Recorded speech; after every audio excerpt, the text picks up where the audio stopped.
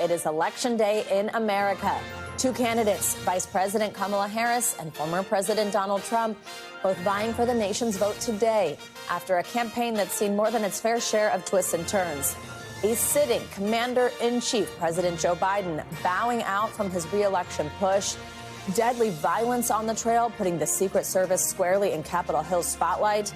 And a final battleground blitz from the candidates, all to convince a country that they are right for the White House in 2024.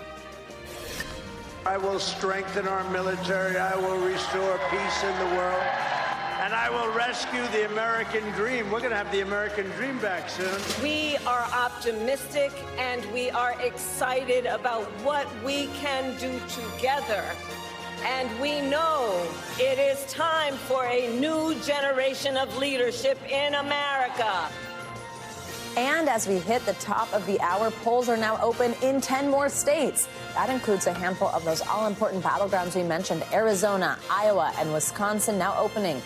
Democracy playing out in real time as America anxiously awaits a decision years in the making, with its future on the line. Good morning, and thank you for joining us on such a special day. I'm Savannah Sellers. Joe Fryer's out on assignment, but he will be live with us in just a moment. We're also going to have our friend Jonathan Allen playing with us throughout the hour, and we've got our NBC News correspondent team on the ground in several of the all-important battleground states across the country today.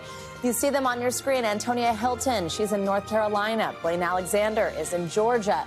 Joe Fryer's in Wisconsin, and Rahima Ellis is in Pennsylvania. We'll also be checking in with our friends with each campaign. I'll get started, though, with Antonia. She's in Raleigh, North Carolina. Antonia, good morning. A Democratic presidential candidate has not won the state since 2008. But in addition to the White House, there are also several key statewide races to watch out for. Tell us about that first, because it's important that we keep in mind that it's not just the presidency on the line today.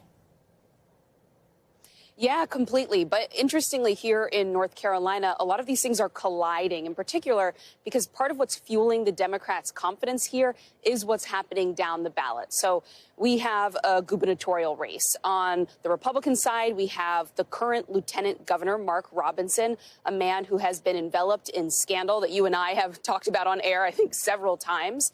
And then Democrat Josh Stein, who is polling double digits ahead of him. And so the Democrats are hoping that Mark Robinson's scandals are going to drag kind of everyone down on the ticket. The other race that people are talking about a lot here is the superintendent for public instruction. So basically the superintendent of public schools here.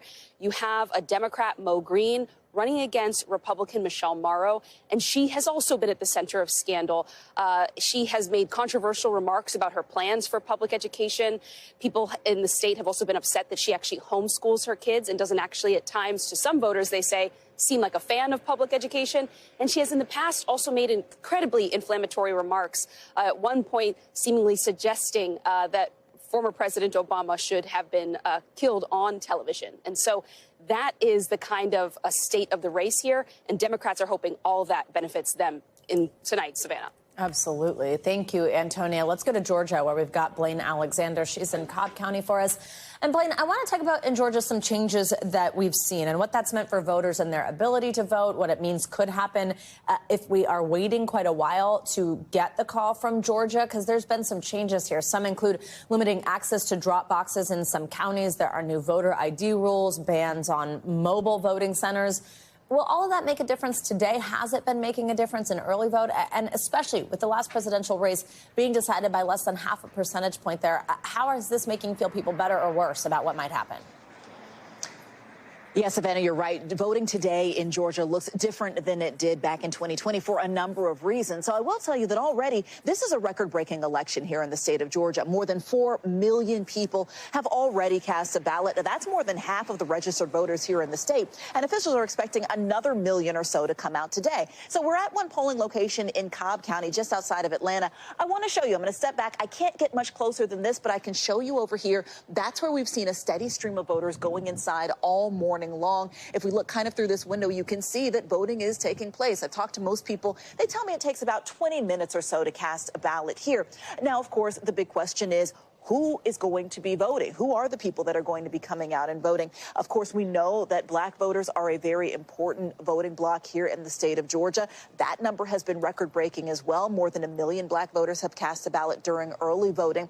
Now, you asked about times when we would start to see results. You remember very well, Savannah, everybody watching remembers, back in 2020, we didn't call Georgia until about a week after Election Day, more than a week after Election Day. But this time around, state law requires that all counties must have those most absentee ballots and all of those early ballots tabulated by 8 o'clock p.m. That's an hour after polls close. So, Savannah, we should start to see those results come in earlier this time around. Which is a marked difference from some places where you can't even begin until those polls are closed. Blaine Alexander, thank you very much. We'll talk with you in just a little bit. I now want to bring in our Joe Fryer. Of course, he is on the road in Waukesha County, Wisconsin today. And Joe, first, I just want to ask you what you're seeing, because polls have just opened there in Wisconsin in the last couple of minutes. You mentioned earlier, we just talked to you about an hour ago, that huge lines are expected as people want to vote today. What are you seeing so far? Yeah, well, I mean, just look behind me. The poll opened here 6 minutes ago. We saw a line of at least 50 to 60 people standing outside, wrapping around the building, waiting. Tons of folks are in here lined up to vote the moment the polls opened up here.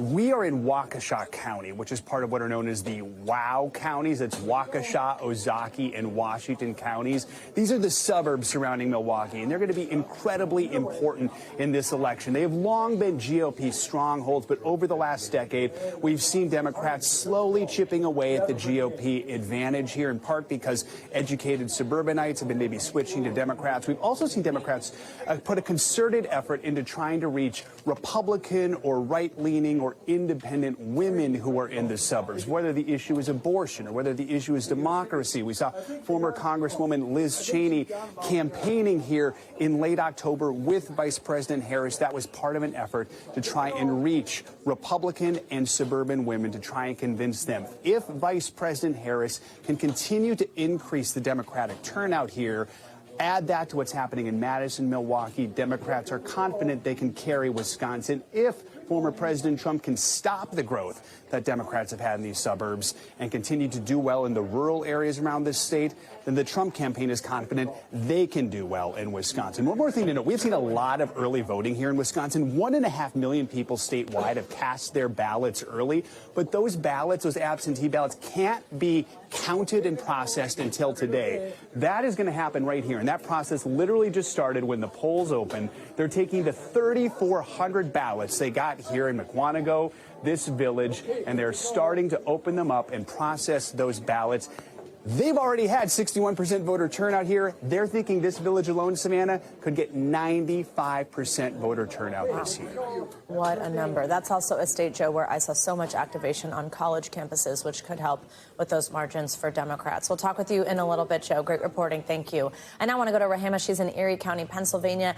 We know how important this state is, Rahema. It's something that we are all watching very closely, and it's something we know matters so much, and both candidates are very aware of it, so much so that Vice President Kamala Harris spent her entire last day campaigning in the state of Pennsylvania. Former President Trump also there yesterday making these final pitches.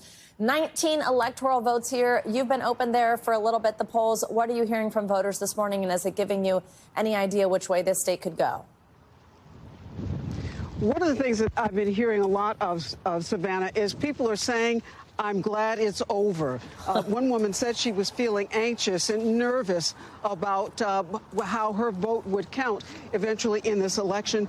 And another person just said that as a result of all the ads that he's been seeing, he just decided yesterday who he was going to vote for. He decided he would vote for Harris. I did a completely unscientific survey of people that we've talked to. Of the people we've talked to, Savannah, there were 4 of them who said that they were going to vote for Harris, and one just decided yesterday. 3 of them said they're voting for Trump. 1 did not tell me. It's kind of split just among the people we've been talking to here, which is sort of emblematic of what people have been saying about this county and this state and this election. It's right down the middle. One person said in her household that she voted for Harris.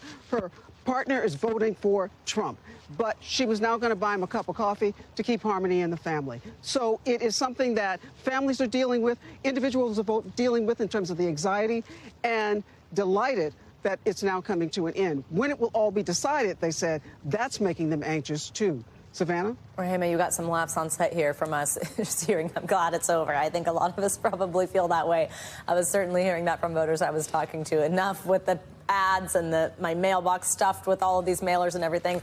Rahima, Joe, Blaine, Antonia, thank you for the Battleground Blitz. Before we head to each of the campaigns, I want to bring in John Allen, who's hanging with us all morning. What do you think? You were one of the people laughing at that. Are you happy it's almost over? Yeah, I think the combination of exhaustion and anxiety, which has gripped, I think, most American voters over the course of the last months, if not years, is a toxic mix. Like when you think about, how your kids seem at the end of the day, when they've got something big coming the next day and they can't sleep. And yeah, totally. Everybody's hyped up. But I think one of the things that's really been fascinating about this election is that it's largely been static. So obviously Kamala Harris came in, gave a boost for the Democratic ticket from where Joe Biden had been, and then got it right back about where Biden had originally been against Trump. And what we've seen is just such evenness and close division. And we'll see, today and maybe over the next day or two, whether there is a break in that fever, whether there is a change, whether all 7 swing states go in one direction or the other. But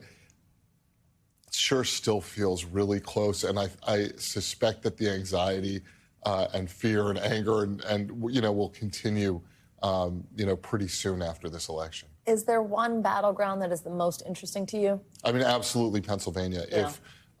If Kamala Harris wins Pennsylvania, she is likely to be the next president of the United States. If Donald Trump wins Pennsylvania, he is likely to be the next president of the United States. I think both campaigns, with their ad spending, which has been more in Pennsylvania than anywhere else, with the rallies that they did at the very end, Donald Trump in Pennsylvania twice yesterday, in Reading and Pittsburgh, Kamala Harris in Reading, Pittsburgh, Allentown, and one more spot that I'm forgetting at the moment, Pennsylvania. But everything points to them understanding.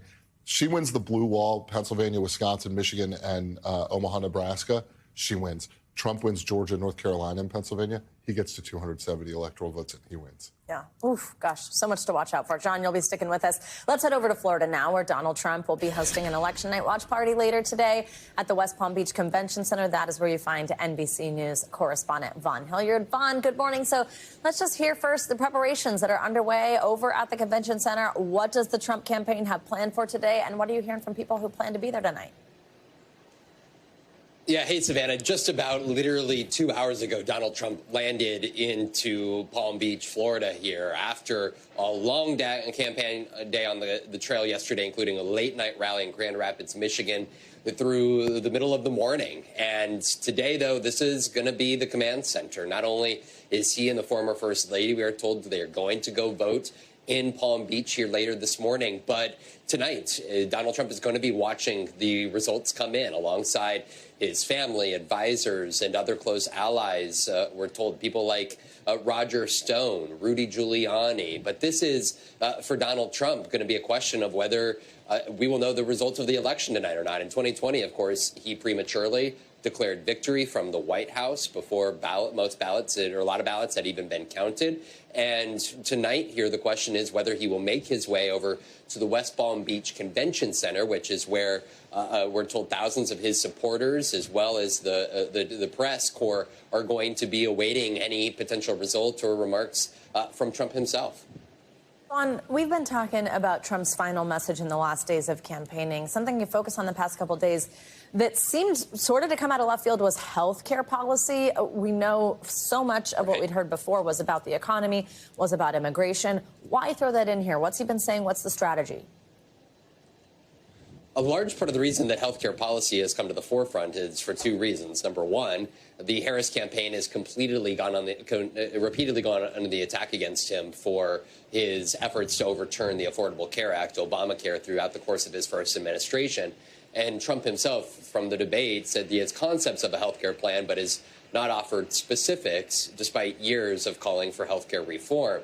But then the second and even foremost reason is Robert F. Kennedy Jr., the former independent presidential candidate who endorsed his bid, has really become a close ally of his in these final weeks on the campaign trail. And Donald Trump has said that he would put Kennedy in charge of healthcare policy, including potentially overseeing vaccines that are on the market. Now, Kennedy is a vaccine skeptic, somebody who has questioned even the COVID vaccines, somebody who has suggested that fluoride should be removed from the U.S. water supply, despite scientists saying that it is one of the greatest public health advancements in the last century. Vaughn, I want to ask you about something that we were just discussing with John, and after I hear your answer, I'll let John jump in here too, which is kind of like this path. What are the possibilities? And obviously we can glean a lot from what states the former president spent his last day in. From Friday to Monday, Trump visited North Carolina 4 times. That's clearly an important state for him after he narrowly won there in 2020. It's also somewhere, like, I've been really impressed specifically on the efforts of Democrats on college campuses. They're very organized, very intense. Right. And a Democrat hasn't won since 2008, but do we see that happen? Who knows? Let's talk through the combo of states that his campaign will think his most likely path to victory will be, and tell us about the work he's done in those states.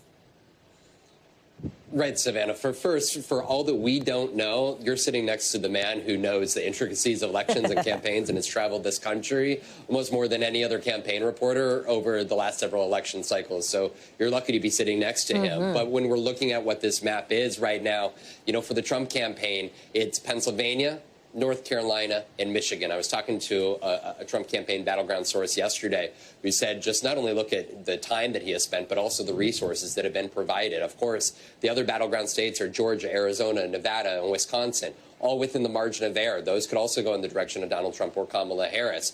But then you're also looking at the likes of Iowa, which the poll that came out over this weekend showed Harris in the lead by 3 percentage points. So suddenly, could the map be expanded one way or the other? Donald Trump campaigned in New Mexico, Virginia. We wouldn't expect those to flip towards him. But this is really an electorate that is difficult to wrap our hands around. Not only some of those independent or radicals and conservatives, how they'll turn out to vote, but also those new Gen Z voters, 18 to 22-year-olds who weren't even eligible to vote 4 years ago, but also those MAGA faithful, folks that even didn't vote in 2016 or 2020 in places like Wisconsin and Arizona.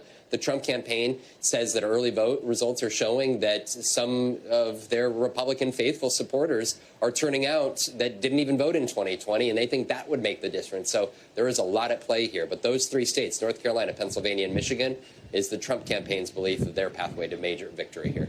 Well, John, wasn't that sweet what Vaughn said about you? I'm blushing over here. And let me just assure you, Vaughn, it is I who is very lucky to be on Savannah's set here, not the other way around. But Vaughn, you've been all over the country with Donald Trump, crisscrossing. And what I'm curious about is, if he ends up winning this election, what are you going to look at and say, here's what he did really well at the end? And if he ends up losing, what did he leave on the field, or what did he screw up? Right. It's not going to be because of their turnout operation. You know, I was talking to an RNC source that said they have half of the resources that they did from 4 years ago. And a lot of that has come down to Elon Musk's PAC having to do a last-minute effort that has really been a hodgepodge effort. And so the reason that Donald Trump will win is, frankly, that over the course of the last 8 years, he will have effectively grown the MAGA movement. And from traveling the country and talking to a great many voters, I think that we need to have a very real conversation about the extent to which a great share of the American electorate is not viewing the set of facts and reality through the same lens that I think most major news organizations are reporting, and instead taking Donald Trump, who has repeatedly not only claimed falsehoods about the election, but also has called into question a great other many conspiracy theories in this country. And I think that what we have seen is those sort of conspiracy theories and lies and falsehoods go beyond just that first 2016 MAGA core of the electorate, but extend elsewhere. And the second part of that is, frankly, there's frustration with the U.S. Congress, and Donald Trump has promised to, through his own ways, to essentially single-handedly fix things and make the claim that Donald Trump was right about everything, that he's going to be able to bring an end to the war in the Middle East and end to the war in Ukraine, right? These promises. He's going to fix the healthcare system. I alone can fix it was something he said in 2016. But what we've heard from a great many voters is that they're frustrated with Washington, D.C., and Donald Trump is promising to use the executive office in a greater capacity than we have seen presidents use historically. And in an effort to get things done, he said that he learned a lot from his first administration, and he will he will be more impatient with anybody that gets in his way of executing on policy come a second administration. Vaughn, we appreciate you being out there. We will be talking to you all throughout the morning. Thank you so much. And for more on the Harris campaign now, let's jump over to NBC News White House correspondent Mike Memoli. Mike, good morning. I want to start with you on the question that we just asked Vaughn, because I think it's very helpful for people as they wake up this morning, kind of try to organize their thoughts, get their arms around what we could see happen today. What the Harris campaign sees as her most likely path to victory, because that could help us understand a little bit about when we could even understand if it's going to come to fruition or not, based on poll close times, based on how we understand those states to count votes. What does the Harris campaign need? What do they see as the easiest way to get to that 270? Well, for as long as I've been covering this campaign, Savannah, whether it was the Biden campaign or now the Harris campaign, the same set of senior advisors have been talking about the surest path to victory, to those 270 electoral votes, is that blue wall path, winning Wisconsin, winning Michigan, and winning Pennsylvania, especially Pennsylvania. 19 electoral votes there really closes off so many other paths for Donald Trump if Kamala Harris is successful in winning that state. But they say there are other combinations in these 7 battlegrounds that do create a pathway, even if she falls short in one of those states. And interestingly, they say, unlike in 2020, when we saw sort of similar trends in just about all across the battleground map, they say some states might move in different direction than others this time around. So, for instance, she could win through that Sun Belt path, winning Georgia and Arizona, even if she loses a Pennsylvania, or winning in North Carolina, where they have one of the most restrictive abortion measures on the on the books since the overturning of Roe versus Wade. They think that's been a really galvanizing issue, and that could maybe offset a loss in Michigan. And so they feel confident that they still have a path to victory in all 7 of those battleground states, but they always have felt that the surest one is through those blue wall states. Yeah, in fact, the latest New York Times Siena College poll ahead of the election, it showed former President Trump leading in just one of the battleground states. Obviously, that's some good news there and some confidence building for the Harris campaign. I wonder, Mike, what are they most worried about? Is it an issue that they think is galvanizing? Is it that gender divide? Is it young men? Is it a certain state? What is it that they really have their eyes on? Well, it has been clear, and there was that hot mic moment when the vice president was talking to Michigan Governor Gretchen Whitmer about the fact that there is this massive gender gap. They feel like it's a significant advantage when you talk about the women vote, but they have been trying to find ways to maybe cut the margins off a bit with male voters as well. And we saw a number of speakers in the closing day of the campaign making an effort to do just that, including especially Tim Walz, who closed the campaign in Michigan, the vice presidential candidate, making a specific pitch to male voters there, telling fellas, we got to support a woman in this race. We got to man up. And so this has been something that is at the top of the campaign's mind, but they really do, and I've heard this from official after official, they think there is a hidden women vote. We've all heard about those Post-it notes that people are leaving in the bathroom. Your vote is private. They think that powered Democrats to victory in the midterm elections in 2022, and they think it's going to be a hidden factor in her success tonight as well. Mike Memoli, we will be talking to you all morning. Thank you so much for your analysis. Our thanks to Vaughn Hilliard. Our thanks to all of our battleground correspondents. Thanks for watching. Stay updated about breaking news and top stories on the NBC News app or follow us on social media.